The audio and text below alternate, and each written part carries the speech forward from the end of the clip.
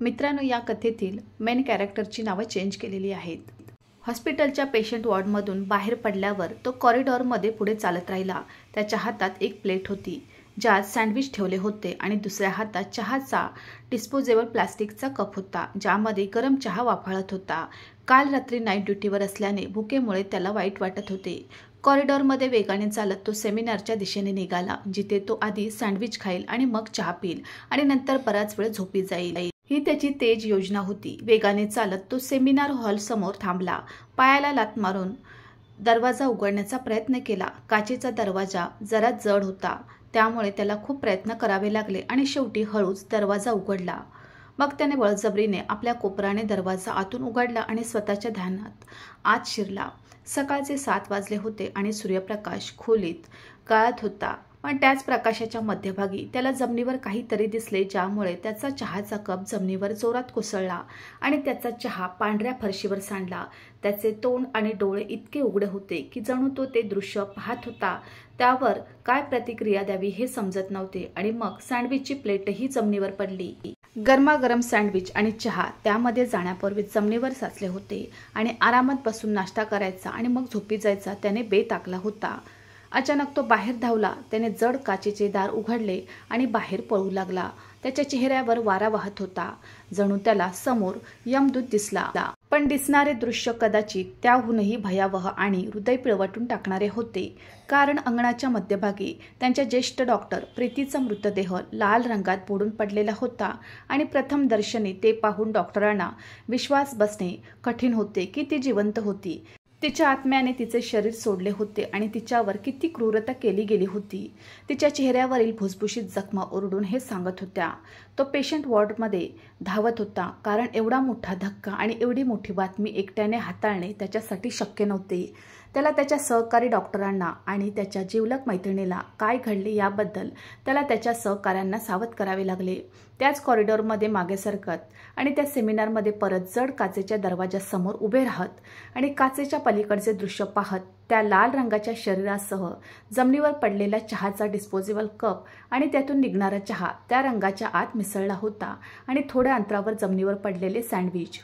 ते दृश्य घडत होते. त्या खोलीच्या भिंतीही आदरल्या होत्या. जर भिंतीच्या आत भावना असत्या तर खोलीच्या आत जे काही घडले ते पाहिल्यानंतर डॉक्टरांना जे काही झाले त्यामुळे भिंतीही कोसळल्या असत्या. कोणाचेही हृदय हादरायला पुरेसे होते. तिचा लॅपटॉपही त्या नाजूक मुलीपासून काही अंतरावर जमिनीवर पडला होता. कदाचित तो या कोपऱ्यातून तुटला असावा. तिचा मोबाईल दुसऱ्या कोपऱ्यात निशब्द पडला होता. मग अचानक त्या मोबाईलची स्क्रीन उजळली आणि स्क्रीनमधूनच तुटल्याचे स्पष्ट झाले आणि त्या तुटलेल्या स्क्रीनवर लवली मम्माचा नंबर ब्लिंक होत होता. कदाचित तिला तिच्या मुलीला बोलावून विचारायचे असेल, बेटा तू घरी कधी येणार? 2 दिवस सतत हॉस्पिटलमध्ये राहून तिला कंटाळा आला असावा. घरी येऊन विश्रांती घे, मी तुझ्या आवडीचा नाश्ताही बनवला आहे, जरा पटकन ये. पण आईला कदाचित कळलेच नव्हते की मुलगी आधीच शांतता आणि आरामाची गोड झोपेत गेली होती. आता तिला कोणी उठवू शकत नव्हते. ती ज्या प्रवासाला निघाली होती तिथून परत येण्याचा मार्ग नाही आणि तिला या क्रूर समाजात परत यायचे नाही, जिथे तिच्या किंकाळ्या निर्दयीपणे दाबण्यात आल्या. तिच्या नाजूक शरीराला एवढ्या वेदना दिल्या गेल्या की पुन्हा त्या वेदना सहन करण्याची हिंमत तिच्यात नव्हती. त्या सेमिनार हॉलमध्ये ठिकठिकाणी खुर्च्या आणि टेबल्स होत्या.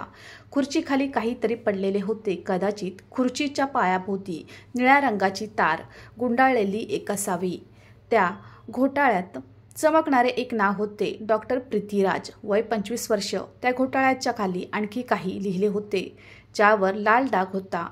ते कार्ड बळजबरीने खेचून तिच्या गळ्यातून काढून घेतले असावे. तिचा निळा पट्टा तुटला होता आणि जो पुन्हा कधीच दुरुस्त होणार नव्हता, कारण त्या तुटलेल्या पट्ट्याने त्या मुलीच्या आयुष्याचा धागाही तुटला होता. तिला जे आयुष्य जगायचं होतं ते तिच्या डोळ्यात देखत गेले होते.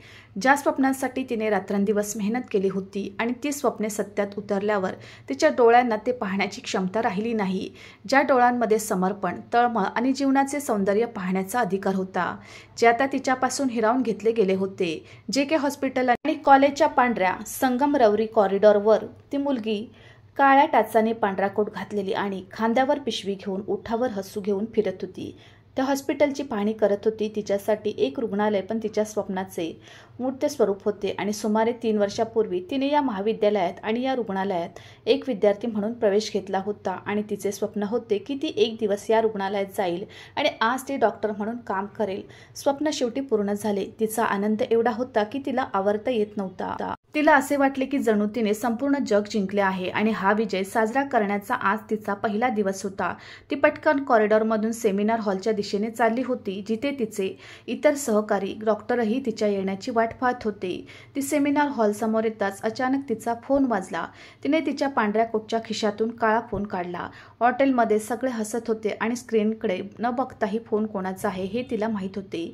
तिने फोन कानाला लावला आणि म्हणाली, आई, मी हॉस्पिटलमध्ये पोहोचले आहे. अजिबात काळजी करू नकोस, कारण तुमची मुलगी मोठी झाली आहे आणि एक सक्षम डॉक्टर बनली आहे. ती आनंदाने म्हणाली, आई, मी जेवण खाईन. इथल्या कॅन्टीनमधून खूप छान जेवण मिळतं.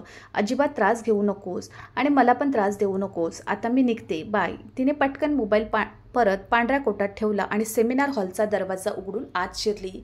तिला आधीच उशीर झाला होता. ती आत गेल्यावर तिचे सहकारी डॉक्टर तिचे स्वागत करू लागले. ही तिच्या कारकिर्दीची सुरुवात होती. आज ती खूप खुश होती आणि तिच्या पहिल्या दिवसाची सुरुवात अशीच झाली. कॉलेजमध्ये वैद्यकीय शिक्षण पूर्ण केल्यानंतर ती तिथे प्रशिक्षणार्थी डॉक्टर म्हणून भरती झाली. त्यावेळी तिला माहीत नव्हते की तेच कॉलेज आणि हॉस्पिटल जिथून तिने तिचे शिक्षण पूर्ण केले आहे. स्वप्नाचा पाया रचला गेला. इथेच तिची स्वप्ने इतक्या क्रूरपणे हिरावून घेतली जातील तिला माहीत नव्हते. थकून घरात शिरल्यावर तिची बॅग आणि कोट सोप्यावर टाकून ती सोप्यावर बसली. इतक्यात तिची आईही स्वयंपाकघरातून बाहेर आली. तिच्या हातात थंड पाण्याचा ग्लास होता. ती म्हणाली, बेटा, तुझ्या तब्येतीची पण काळजी घे. तू आमची एकुलती एक मुलगी आहेस आणि बघ, तुझा रंगही निखळला आहे. तू खूप मेहनत करतेस. प्रीतीने पाण्याचा ग्लास घेतला, ओठांना लावला, पाणी प्यायली आणि मग तो ग्लास परत आईला दिला. म्हणू लागली, आई, या ठिकाणी पोहोचण्यासाठी मी किती परिश्रम घेतले हे तुला माहीत आहे का? मी रात्रंदिवस अभ्यास केला आहे आणि सध्या मी फक्त एक प्रशिक्षणार्थी डॉक्टर आहे. मी माझ्या वरिष्ठ डॉक्टरांसोबत खूप काही शिकत आहे. माझे गंतव्य अजून खूप दूर आहे. आई, मला हॉस्पिटलमध्ये वरिष्ठ डॉक्टर म्हणून काम करायचे आहे. हे माझे एक मोठे स्वप्न आहे आणि मला खात्री आहे की मी माझे स्वप्न लवकरच पूर्ण करेन. असे म्हणत तिने तिच्या आईला मागून मिठी मारली आणि तिचे चुंबन घेऊ लागली. प्रीतीच्या आईला तिचा अभिमान वाटत होता. त्यांनी प्रीतीच्या कपाळाचे चुंबन घेतले आणि म्हणाली, माझ्या मुली, तू खूप मोठी हो अशी मी प्रार्थना करते. पण तुझी स्वप्ने पूर्ण करण्याबरोबरच तू तुझ्या आयुष्याचाही विचार कर. तुझ्या जीवनसाथीचा विचार कर. प्रीती म्हणू लागला, आई, मी आता लग्न करणार नाही. मला अजून बराच पल्ला गाठायचा आहे. प्रीतीची आई प्रीतीला म्हणू लागली, बेटा, लग्न ही आवश्यक आहे ना, आणि मग लग्न तुला आयुष्यात पुढे जाण्यापासून रोखणार नाही. तुला जे काही मिळवायचे आहे ते तू मिळवू शकतेस. आता मी तुझे ऐकणार नाही. 2 किंवा 3 नातेसंबंध आहेत.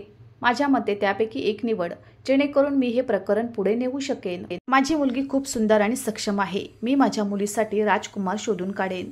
यावर प्रीती हसत म्हणाली, आई, मला राजकुमार नको. मला फक्त अशी व्यक्ती हवी आहे जी मला कठीण काळात साथ देईल, माझी काळजी घेईल आणि मी माझ्या आयुष्यात कोणतीही निवड करेन ती माझी प्रत्येक निवड खुल्या मनाने स्वीकारेल. जर एखादा मुलगा या गोष्टीवर जगत असेल तर मला त्याचे चित्र पाहण्याची गरज नाही. फक्त माझे नाते दृढ करा. असं म्हणत ती तिच्या खोलीत गेली. आजपर्यंत प्रीती अभ्यासात इतकी व्यस्त होती की तिला जोडीदार निवडायला वेळच मिळाला नव्हता. तिला अनेक मुलांनी प्रपोज केले होते. तिचे कॉलेजमधले मित्र होते आणि काही ज्युनियर डॉक्टरांनीही तिला प्रपोज केले, पण तिने ते टाळले. प्रीतीच्या आई वडिलांनीच तिला या टप्प्यावर आणले असल्याने हा निर्णय फक्त माझी आईच घेईल असे म्हटले जात आहे. ती तिच्या पालकांचे खूप आभारी होती. दुसऱ्या दिवशी प्रीती हॉस्पिटलच्या ड्युटीसाठी गेली तेव्हा आज तिची नाईट शिफ्ट होती. केवळ वरिष्ठ डॉक्टर संतोष हे कर्तव्यावर हजर होते. त्यांचीही आज नाईट ड्युटी होती. याशिवाय एक ज्युनियर डॉक्टर अजय होता, जो प्रीतीप्रमाणेच ट्रेनी डॉक्टर होता आणि खूप आनंदी होता. प्रीतीची कॉलेजची मैत्रीणही होती, तीही ड्युटीवर होती. प्रीतीची अजयशी खूप चांगली मैत्री होती. ती स्वतःबद्दलची प्रत्येक गोष्ट त्याच्याशी शेअर करायची. ती म्हणाली की आई माझ्यासाठी मुलगा शोधू लागली आहे. तिला पाहून अजय हसायला लागला आणि म्हणाला की तो मुलगा तुझ्या आयुष्यात सामील होण्यासाठी खूप भाग्यवान असेल. तुम्ही मला पण संधी द्याल अशी माझी इच्छा आहे. प्रीतीने त्याच्या खांद्यावर थाप मारली आणि म्हणाली की मी तुझ्याबद्दल असा कधीच विचार केला नाही, त्यामुळे तू माझा खूप चांगला मित्र आहेस अजय. मग प्रीती आणि अजय हसायला लागले. तो म्हणाला, हो बाबा, ते ठीक आहे, पण मित्रही आयुष्याचे जोडीदार बनू शकतात ना. यात काय नुकसान आहे? आणि प्रीतीने नेहमीप्रमाणे त्याच्या बोलण्याकडे दुर्लक्ष केले. इतक्यात डॉक्टर संतोषही आले होते. पेशंटला ICU रूममध्ये हलवण्यासाठी त्यांनी अजयला तेथून दूर पाठवले. तो कदाचित ऑपरेशन नंतर आला असावा. प्रीती खूप थकलेली दिसत होती. तो तिला पाहून हसला. डॉक्टर संतोष हे न्यूरोसर्जन होते आणि प्रीती त्यांच्यामुळे खूप प्रभावित झाली होती. डॉक्टर संतोष सुमारे 45 वर्षाचे होते. डॉक्टर संतोषही प्रीतीकडे पाहून हसले. तो म्हणाला, अजय तुझ्या भोवती खूप फिरतो, त्याच्यापासून थोडे अंतर ठेव. प्रीती हसत म्हणाली, तो माझा चांगला मित्र आहे, मला त्याच्यापासून कोणताही धोका नाही. डॉक्टर संतोषने खोल डोळ्यांनी प्रीतीकडे पाहिलं आणि म्हणाले की तू पण थकली असशील, थोडी विश्रांती घे. असे करा, 2 कप कॉफी घेऊन सेमिनार हॉलमध्ये या. चला एकत्र कॉफी पिऊ, मी पण खूप थकलो आहे. प्रीती हसली. तिने होकार दिला आणि डॉक्टर संतोष तिथून निघून गेला. प्रीतीने त्याचा खूप आदर केला म्हणून लगेच त्याची आज्ञा पाळली आणि 2 कप कॉफी घेऊन सेमिनार हॉलच्या दिशेने निघाली. ती दार उघडून आत शिरली तेव्हा तिला दिसले की डॉक्टर संतोष खुर्चीवर डोके ठेवून बसले होते. कदाचित तो खूप थकला असेल, कारण मेंदूचे ऑपरेशन 3-4 तास चालते आणि ते खूप थकवणारे असते. प्रीतीने डॉक्टर संतोषची कॉफी संतोषला दिली आणि तो स्वतः पिऊ लागला. ती म्हणाली, सर माझेही स्वप्न आहे की मीही तुमच्यासारखी वरिष्ठ डॉक्टर व्हावे. मला तुमच्यापासून खूप काही शिकायला मिळत आहे. डॉक्टर संतोष तिच्याकडे पाहून हसला आणि म्हणाला, माझ्या जवळ राहा म्हणजे तुला अधिक शिकायला मिळेल. त्याने खोल डोळ्यांनी प्रीतीकडे पाहिले आणि प्रीती हसली. डॉक्टर संतोष हा खूप यशस्वी डॉक्टर होता. आजपर्यंत त्यांची एकही शस्त्रक्रिया अयशस्वी झाली नाही. प्रीतीचेही तितकेच यशस्वी बनण्याचे स्वप्न होते आणि आता डॉक्टर संतोष तिला स्वतःच्या जवळ राहण्याचा सल्ला देत होते. पण कदाचित प्रीतीला डॉक्टर संतोषच्या म्हणण्याचा अर्थ कळला नव्हता. तो अजूनही तिच्याकडे भेदक नजरेने पाहत होता. अचानक प्रीती उठली आणि निघून जाऊ लागली, कारण तिला पेशंट वॉर्डमध्ये जायचे होते. डॉक्टर संतोषने प्रीतीचा हात धरला. प्रीती अचानक डॉक्टरांकडे आश्चर्याने पाहू लागली, कारण ही पहिलीच वेळ होती की त्याने इतका निर्लज्जपणा दाखवला होता. डॉक्टर संतोषही उभे राहिले आणि प्रीतीचे हात हातात धरून हलकेच दाबू लागले. प्रीती एवढी आश्चर्यचकित झाली की तिच्या अंगातून विद्युत प्रवाह चालू झाला आणि रागही आला. डॉक्टर संतोष तिच्या जवळ गेला आणि म्हणाला, तू खूप सुंदर आहेस प्रीती. मला खूप दिवसापासून तुझ्या जवळ येऊन सांगावंसं वाटत होतं की मला तू किती आवडतेस. डॉक्टर संतोषच्या कारवाया वाढू लागल्यावर प्रीती अचानक लाल झाली. तिने बळजबरीने हात सोडला. डॉक्टर संतोष, मी तुमचा खूप आदर करते. मला तुमच्याकडून अशा वागण्याची अपेक्षा नव्हती. तुम्ही माझ्यापासून दूर राहिलात तर बरे होईल. मी तशी मुलगी नाही. माझे स्वप्न फक्त एक सक्षम सर्जन होण्याचे आहे, बाकी काही नाही. आणि तरीही तुम्ही विवाहित आहात, अशा कृती तुम्हाला शोभत नाहीत. प्रीतीने त्यांना डेटा दिला, पण डॉक्टर त्याने सांगितलेल्या कोणत्याही गोष्टीचा संतोषवर काही परिणाम झाला नाही. त्यानंतर त्याने प्रीतीचा हात धरला आणि अचानक तिला जवळ ओढले. त्यामुळे प्रीतीची छाती त्याच्या छातीशी आदळली. आता प्रीतीचा संयम संपला. तिने डॉक्टर संतोषच्या चेहऱ्याकडे पाहत थप्पड मारली आणि म्हणाली, मला खेद वाटतो की तू चांगला माणूस आहेस, एक कर्तबदार डॉक्टर, पण तू खूप वाईट माणूस निघालास. आता माझ्या जवळ येण्याचा प्रयत्न केलास तर सावध राहा, नाहीतर मी तुमची तक्रार प्रिन्सिपलकडे करेन. डॉक्टर संतोषने त्याच्या चेहऱ्यावर हात ठेवला आणि प्रीतीकडे रोखून पाहत म्हणाले, तुझ्यात इतकी हिंमत आहे की तू मला थप्पड मारलीस. मी या हॉस्पिटलचा सर्वात मोठा आणि वरिष्ठ डॉक्टर आहे. मी तुला 1 मिनिटात इथून बाहेर काढू शकतो. आजपर्यंत एकाही मुलीने मला नाकारले नाही. यासाठी तुला शिक्षा होईल. प्रीती म्हणाली, तुला जे काही करायचे आहे ते कर. मला तुझी भीती नाही, कारण जो माणूस योग्य मार्गावर असतो त्याला कोणाचीही भीती नसते. मी तुमच्याबद्दल नक्कीच तक्रार करेन. असे बोलून प्रीती तिथून निघून गेली. त्याचा चेहरा अपमानाने लाल झाला होता. डॉक्टर संतोष एवढ्या मोठ्या प्रमाणात घसरलेली व्यक्ती म्हणून सिद्ध होतील अशी अपेक्षा तिला खरंच नव्हती. यानंतर प्रीतीने त्याच्यापासून अंतर राखण्यास सुरुवात केली आणि तिला कोणतेही नाटक नको म्हणून हॉस्पिटलमध्येही कोणाशीही याचा उल्लेख केला नाही. दुसरीकडे प्रीतीची आई वारंवार लग्नासाठी आग्रह करत होती आणि शेवटी प्रीतीने वरिष्ठ पोलीस अधिकारी राजबीरला होकार दिला. 1 आठवड्यानंतर, कारण राजबीर आणि त्यांच्या कुटुंबियांना प्रीती खूप आवडत होती. प्रीती आणि राजबीर एकदाच भेटले होते. तो खूप सभ्य आणि चांगला माणूस होता आणि प्रीतीला स्वतःसाठी अशी व्यक्ती हवी होती ज्याच्या संरक्षणात तिला सुरक्षित वाटेल. प्रीती डॉक्टर संतोषसोबत घडलेला प्रसंग विसरली होती आणि दुसऱ्याच दिवशी तिने हॉस्पिटलमध्ये तिच्या एंगेजमेंटची मिठाई वाटली होती. आज ती खूप खुश होती. लग्न हे एक मोठे ओझे, मोठी जबाबदारी आहे असे तिला पूर्वी वाटत होते. लग्न करून तथापि ती आपली कारकिर्दी पुढे चालू ठेवू शकणार नाही. राजबीरने तिला आश्वासन दिले होते की तो तिला नेहमी साथ देईल आणि तिच्या मार्गात कधीही अडथळा बनणार नाही. अजयचा मूड आज थोडासा अस्वस्थ होता. तो रागावलेल्या मुलासारखा बसला होता आणि मिठाई खात नव्हता. प्रीतीने त्याच्या डोक्यावर हलकेच थोपटले आणि म्हणाली, मी तुझ्याशी मैत्री संपवावी असे तुला वाटते का? त्याने अजयला धमकावत अजय अचानक म्हणाला, ठीक आहे बाबा, मला खाऊ दे मिठाई. तुझ्या एंगेजमेंटबद्दल अभिनंदन. तुम्ही आम्हाला गरीब लोकांना बोलावण्याची गरजही समजली नाही. अजयला माहीत होते की प्रीती कधीच आपली होणार नाही आणि त्याला तिच्यासोबतचे मैत्रीचे बंधन कधीच हरवायचे नव्हते. प्रीतीने अजयला एक बॉक्स दिला आणि म्हणाली, हे संतोष सरांच्या ऑफिसमध्ये घेऊन जा आणि प्रीतीच्या एंगेजमेंटची मिठाई असल्याचे सांग. अजयने तिच्याकडे आश्चर्याने पाहिलं आणि म्हणाला की हे गोड तुम्ही स्वतः त्याच्याकडे घेऊन जा, कारण तो तुमचा आवडता डॉक्टर आहे. अजयने शोधणाऱ्या नजरेने प्रीतीकडे पाहिले. प्रीती पूर्णपणे गप्पच झाली आणि म्हणाली की मी त्यांच्याकडे जाणार नाही. तो माझ्या अपेक्षेप्रमाणे राहिला नाही. तो म्हणाला, काय झालं? तुम्हा दोघांमध्ये काही झालं आहे का? प्रीती अचानक लाल होऊन अजयकडे पाहू लागली. ती म्हणाली, तुला हे सर्व कसे कळते? अजय म्हणाला, संतोष साहेबांचा स्वभाव सर्वांना माहीत आहे. अर्थात ते इथले अत्यंत कर्तबगार आणि ज्येष्ठ डॉक्टर असले तरी ते एक नंबरचे नीच व्यक्ती आहेत. हॉस्पिटलच्या सर्व परिचारिका आणि लेडी डॉक्टर त्यांच्यावर खूप नाराज आहेत, पण असहाय्य आहेत, कारण त्यांना इथून हाकलून लावता येत नाही. अनेक मुलींच्या असहाय्यतेचा फायदाही त्याने घेतला आहे. अजयने काळजीने प्रीतीकडे पाहिलं.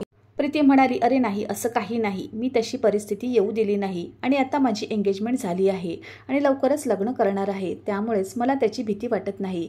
तिने सहज सांगितले आणि मिठाईचा डबा अजयच्या हातात दिला, कारण डॉक्टर संतोष प्रीतीशी थप्पड मारल्यानंतर कधीच बोलला नव्हता. कदाचित त्याचा अहंकार खूप दुखावला गेला असेल की एखाद्या मुलीने, तीही एका ज्युनियर डॉक्टरने त्याला थप्पड मारली असेल. पण त्या रात्री तिची नाईट ड्युटी असते हे प्रीतीने नोंदवले होते. त्या रात्री डॉक्टर संतोष रात्रीची ड्युटी लावायचा. जरी तो प्रीतीशी बोलला नाही आणि प्रीतीसाठी ही चांगली गोष्ट होती, पण आता तिला मनातून पश्चाताप होत होता की आपण डॉक्टर संतोषचं काहीतरी वाईट केलंय. निदान तिने थप्पड मारायला नको होती. डॉक्टरांची माफी मागावी असे तिला अनेकदा वाटले, पण तिची हिंमत होत नव्हती, कारण डॉक्टर संतोष कदाचित प्रीतीला रात्रंदिवस ड्युटीवर घेऊन त्याचा बदला घेऊ शकतो आणि आजही त्याला सलग 2 दिवस झाले होते. दवाखान्यात एक क्षणही ती घरी गेली नाही आणि विश्रांतीही घेतली नाही. रात्री 11च्या सुमारास ती खूप थकली होती. गेल्या 3-6 तासापासून ती ड्युटीवर असल्यामुळे तिला खूप भूक लागली होती आणि वारंवार झोप येत होती. तिची आई पुन्हा पुन्हा फोन करत होती. ती विचारत होती, बेटा तू 2 दिवसापासून दवाखान्यात आहेस, एवढी का थकतेस? आणि प्रीती सांगत होती, काही डॉक्टर रजेवर आहेत, त्यामुळे मीही त्यांचे काम करत आहे आणि तरी हे काम माझे आहे. आई, ही माझी आवड आहे, मला अजिबात थकवा जाणवत नाहीये. काळजी करू नकोस. असे आता माझी ड्युटी संपली असल्याने मी सेमिनार हॉलमध्ये आराम करणार आहे आणि सकाळी लवकर पोहोचेल. अजिबात काळजी करू नकोस. प्रीतीने आईला धीर दिला आणि फोन बंद केला आणि नंतर खूप थकल्यासारखे वाटत असल्याने काही खाल्लं आणि नंतर काही तास विश्रांती घेण्यासाठी कॅन्टीनमध्ये जाऊ लागली. रात्री 11:30च्या सुमारास ती तिच्यासोबत नाईट ड्युटीवर असलेल्या इतर काही डॉक्टरांसह जेवण घेऊन सेमिनार हॉलच्या दिशेने गेली आणि तिथे बसून त्यांच्यासोबत जेवण करू लागली. काही डॉक्टर अजूनही ड्युटीवर होते. ते जेवणाच्या सुट्टीसाठी इथे आले होते आणि आता ते पुन्हा ड्युटीवर जाऊ लागले. पण प्रीतीला विश्रांती हवी होती, म्हणून ती एका बेडवर आरामात पडली. झोपेमुळे डोळे जड वाटत होते. तिला कोणी त्रास देऊ नये अशी तिची इच्छा होती, पण कदाचित तिला हे माहीत नव्हते की यावेळी ती झोपली तेव्हा ती कदाचित पुन्हा कधीच उठू शकणार नाही. तिने एकदा तिच्या भविष्यात डोकावले असते तर सेमिनार हॉलमध्ये झोपण्याची चूक तिने कधीच केली नसती. सकाळचा प्रकाश पसरला होता आणि एक शोकाकुल सकाळ रुग्णालयाच्या भिंतीवर आदळली होती. रात्रभर ड्युटीवर असलेले डॉक्टर अजय सकाळी 7च्या सुमारास मोकळे झाले आणि कॅन्टीनचे सँडविच आणि दुसऱ्या हातात चहाचा कप घेऊन सेमिनार हॉलमध्ये गेले. गेल्या 2 दिवसापासून हॉस्पिटलमध्ये सतत ड्युटीवर असल्याने तिला घरी जाता यावे म्हणून त्याला प्रीतीला उठवायचे होते. डॉक्टर संतोष खरंच एक प्रीतीसाठी खूप वाईट ठरले होते. तो इतर डॉक्टरांनाही रजा द्यायचा, पण प्रीतीला कधीच रजा मिळाली नाही आणि नेहमी कडक माणूस राहिला. अजयला खंत वाटू लागली आणि प्रीतीचाच विचार करत तो सेमिनार हॉलच्या दिशेने जाऊ लागला. आणि काचेचे दार उघडताच आतले दृश्य पाहून आपण एखादा भयपट पाहतोय असे वाटले. सुरुवातीला त्याच्या डोळ्यावर विश्वासच बसेना. रात्रभर रुग्ण पाहिल्यानंतर कदाचित त्याच्या डोळ्यात दृश्य दिसत असावी, पण नाही, हे स्वप्न नव्हते. हा हॉरर चित्रपट नव्हता, तर त्याच्या समोर पडलेले क्रूर वास्तव होते. अचानक त्याच्या हातातून सँडविच प्लेट आणि कप निसटला, कारण समोरचे दृश्य पाहण्यासाठी खूप धैर्य आणि शक्ती आवश्यक होती, जी त्याच्याकडे नव्हती. त्याची जिवलग मैत्रीण प्रीती जमिनीवर पडली होती. त्याच्या किंकाळ्यातून त्याची अवस्था स्पष्ट होत होती. काय केले गेले आहे? अजयला काय प्रतिक्रिया द्यावी हे समजत नव्हती. कोणी कुणावर इतके अत्याचार करू शकतो का? ती ज्या पद्धतीने ड्युटीवर होती तिच्यावर अत्याचाराचे डोंगर कोसळल्यासारखे वाटत होते. त्याला हे दृश्य जास्त वेळ बघता आले नाही म्हणून तो उलट्या पावलांनी मागे पळत गेला, जेणेकरून त्याने आपल्यासोबत इथल्या डॉक्टरांना बोलवावे, कारण एवढं वेदनादायक दृश्य पाहण्याची त्याची एकट्याची हिंमत नव्हती. काही वेळाने सेमिनार हॉलच्या बाहेर एवढी गर्दी झाली होती की प्रत्येकाला पाहायचे होते की आत काय आहे. JK हॉस्पिटल अँड कॉलेजचे प्राचार्य संदीप यांनाही कळवण्यात आले आणि रुग्णालयाबाहेर पोलिसांचे सायरन वाजू लागले, कारण प्रशिक्षणार्थी डॉक्टर प्रीती मृत्यूच्या लग्नात कायमची झोपी गेली होती आणि तिला इतक्या क्रूरपणे चिरडले गेले होते की ते कोणत्याही माणसाच्या कामाचे वाटत नव्हते. जणू काही प्रीतीकडून तिच्या मागच्या जन्माचा बदला घेतला आहे. तिचे रक्ताने माखलेले शरीर पांढऱ्या चादरने झाकलेले होते, कारण तिच्याकडे जास्त वेळ पाहणे कोणालाच परवडणारे नव्हते. विशेषतः अजय, तिचा जो चांगला मित्र होता, त्याला ती रात्र चांगलीच आठवत होती. ती हसत होती आणि त्याच्या डोळ्यात जीव होता. ओठावर हसू उमटले. हसणाऱ्या खेळणाऱ्या मुलीचा असा मृत्यू कसा होऊ शकतो? तो वेड्यासारखा ओरडत होता. हा धक्का त्याच्यासाठी आपत्तीपेक्षा कमी नव्हता. कुणास ठाऊक प्रीतीच्या आईवडिलांना हे कळल्यावर ते नक्कीच वेडे होऊन बसतील आणि त्यांना फोन करून माहिती देण्याची अजयची हिंमत नव्हती. पोलिसांनी संपूर्ण सेमिनार हॉल सील केला होता. प्रीतीचा मृतदेह पोस्टमॉर्टमसाठी पाठवण्यात आला होता, पण तिची प्रकृती काही सांगणारी होती. तिला कोणीतरी मोठा आघात दिला आहे. मग तिला अत्यंत क्रूर पद्धतीने संपवण्यात आले. शेवटी कोणी इतका क्रूर कसा असू शकतो? त्याला हृदय नाही का? रुग्णालयातील संपूर्ण कर्मचाऱ्यांनाही तपासणीसाठी थांबवण्यात आले. कोणालाही आत किंवा बाहेर जाऊ दिले नाही. रात्री 2:30 ते 4च्या दरम्यान प्रीतीचा जीव घेतला. आता सकाळचे 10 वाजले होते, पण जनावर अजून पकडले गेले नव्हते. माहीत नाही तो कोण होता, कुठून आला होता. तो हॉस्पिटलचा डॉक्टर होता का? मात्र जे डॉक्टरांसह सभागृहात गेले होते ते जेवण करून बाहेर आले आणि ते आपापल्या कर्तव्यावर गेले. फक्त प्रीती एकटी उरली होती. प्रीतीच्या पालकांनाही रुग्णालयाबाहेर थांबवण्यात आले. त्यांना आपल्या मुलीकडे बघण्यासाठीही आज जाऊ दिले जात नव्हते. प्रीतीच्या आई सविता या दुःखाने वेड्या झाल्या होत्या. नुसत्या आयुष्याचा आनंद लुटणाऱ्या आपल्या मुलीला जीव गमावा लागला यावर त्यांचा अजूनही विश्वास बसत नव्हता. रुग्णालयाचे नाव बदनाम होऊ नये म्हणून रुग्णालयाच्या आत पोलीस आणि प्राचार्य या प्रकरणाला आत्महत्या असे नाव देण्याचा प्रयत्न करत होते. पोलिसांनी त्यांचीही भेट घेतली होती. प्रीतीच्या जाण्याचं दुःख बाजूला सारून अजय हे सगळं पाहत होता. पण हा तिच्यावर इतका अन्याय होईल की त्याला आत्महत्याचं म्हणावं लागेल, ही किती मोठी चूक होती. अजयला हे सर्व सहन होत नव्हते. त्याने ताबडतोब प्रीतीचा मंगेतर राजवीरला फोन केला, जो खूप वरिष्ठ आणि कर्तबगार पोलीस अधिकारी होता. त्याच्याकडून आधीच माहिती मिळाली होती आणि ते स्वतः हॉस्पिटलमध्ये येत होते. प्रीती गंभीर नैराश्य आणि चिंतेने त्रस्त होती. त्यामुळे तिने आत्महत्या केली असे निवेदन महाविद्यालयाच्या प्राचार्यांनी जारी केले होते, पण सत्य कोणी स्वीकारत नव्हते. विशेषतः प्रीतीची आई रडत रडत वेडी झाली होती. राजवीर तिथे पोहोचल्यावर त्याने प्रीतीच्या आईला मिठी मारली. त्यांचे डोळे लाल झाले होते, कारण त्यांच्या मंगेतरची अशी अवस्था पाहून त्यांच्या हृदयावर खंजीर खुपसल्यासारखं होतं. प्रीतीच्या खऱ्या गुन्हेगारापर्यंत आपण नक्कीच पोहोचू असे त्याने ठरवले होते आणि त्यांना कठोरात कठोर शिक्षा देईल. त्यांनी हे प्रकरण स्वतः हाताळण्याची परवानगी घेतली होती आणि जेव्हा पोस्टमॉर्टम रिपोर्ट समोर आला तेव्हा त्यांना पूर्ण धक्का बसला. अर्थात रुग्णालय आणि पोलीस हे प्रकरण दडपण्याचा प्रयत्न करत होते, परंतु ऑनलाईन प्रसिद्ध झालेला पोस्टमॉर्टम रिपोर्ट वाचून देशभरात चिंतेची लाट उसळली आणि सर्वांच्या दुःखात आणि संतापात भर पडली की एका मुलीला एवढी वाईट वागणूक कशी? कारण रिपोर्टनुसार प्रीतीवर अनेक वेळा क्रूरता करण्यात आली होती आणि ही क्रूरता केवळ एका व्यक्तीने नाही तर अनेक लोकांनी केली होती. पण विचार करण्यासारखी गोष्ट म्हणजे रात्री 2:30 ते 4च्या दरम्यान इतके लोक इथे कसे येऊ शकतात? हॉस्पिटलच्या कॉरिडॉरमध्ये 2 कॅमेरे बसवण्यात आले होते, पण त्या रात्री ते दोन्ही कॅमेरे बंद पडले होते. हे कॅमेरे पहाटे 2 वाजल्यानंतरचे फुटेज दाखवत नव्हते. रात्री 11:30 वाजल्यापासून एकच फुटेज होते, त्यात कुंजन नावाचा माणूस सेमिनार हॉलमध्ये येताना आणि 5 मिनिटांनी बाहेर जाताना दिसत होता. त्यानंतर प्रीती आत शिरली. अखेर ती व्यक्ती कोण होती? कारण तो हॉस्पिटलचा कर्मचारी दिसत नव्हता. सेमिनार हॉलमध्ये एक ब्लूटूथ उपकरणही सापडले. हे निश्चितपणे त्याच व्यक्तीचे ब्लूटूथ डिव्हाइस होते, कारण ते प्रीती हॉस्पिटलमधील कोणत्याही कर्मचाऱ्याच्या मोबाईल फोनशी कनेक्ट होत नव्हते. आता पोलिसांना फक्त या गुन्हेगारापर्यंत पोहोचायचे होते, पण त्याला कोण आणणार हा सर्वात महत्त्वाचा मुद्दा होता. कारण कॉलेजच्या बाहेर उभ्या असलेल्या सुरक्षा रक्षकाने कोणत्याही अनोळखी व्यक्तीला आत येऊ दिले नाही आणि या कॉलेजच्या आत जाण्यासाठी एकच रस्ता होता. त्यामुळे सुरक्षा रक्षकांची चौकशी करून सत्य समोर आणण्याचे प्रयत्न सुरू होते. तो एक 60 वर्षाचा म्हातारा माणूस होता आणि वारंवार हात जोडत होता की त्याला काही कळत नाही, कारण रात्री 11च्या सुमारास कोणीतरी त्याच्यासाठी डिस्पोजेबल कपमध्ये कॉफी आणली होती आणि ती प्यायल्याबरोबर ती गाढ झोपेत गेली होती. त्यात काही नशा आणली असावी. आता या डिस्पोजेबल कपच्या माध्यमातूनच गुन्हेगारापर्यंत पोहोचता येईल आणि हा सगळा खेळ कोणी खेळला होता याचे संपूर्ण सत्य समोर येऊ शकेल. पोलिसांनी कॅफेटेरियाच्या सर्व कर्मचाऱ्यांना चौकशीसाठी बोलावले आणि तपास करणारा स्वतः राजवीर होता. त्याला एक गोष्ट कळली जी आश्चर्यचकित करणारी होती.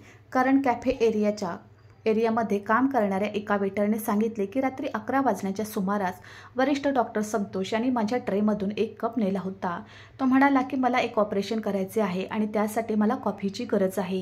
ज्येष्ठ डॉक्टर संतोष यांच्यावर असे आरोप करणे इतके सोपे नव्हते, कारण ते या हॉस्पिटलचे खूप ज्येष्ठ डॉक्टर होते. त्याच्या नावाचा उल्लेख केल्याने प्राचार्यही संतापले, पण त्याची चौकशी करणे आवश्यक होते. जेव्हा अजयने राजबीरला प्रीती आणि वरिष्ठ डॉक्टर संतोष यांच्यातील वादाबद्दल सांगितले, तेव्हा राजबीरला या सगळ्यामागे फक्त डॉक्टर हॉस्पिटलच्या बाहेरून कोणीही अनोळखी व्यक्ती सहज आत शिरू शकेल म्हणून त्याने कॉफीमध्ये काहीतरी मिसळून सुरक्षा रक्षकाला दिले.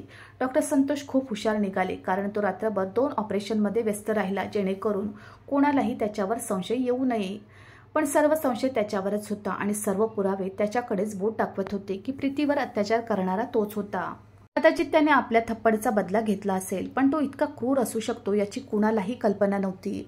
डॉक्टर संतोषची चौकशी केली असता प्रथम त्याने सत्य उघड करण्यास नकार दिला आणि एका वरिष्ठ डॉक्टरवर खुनाचा आरोप करण्याची धमकी दिली.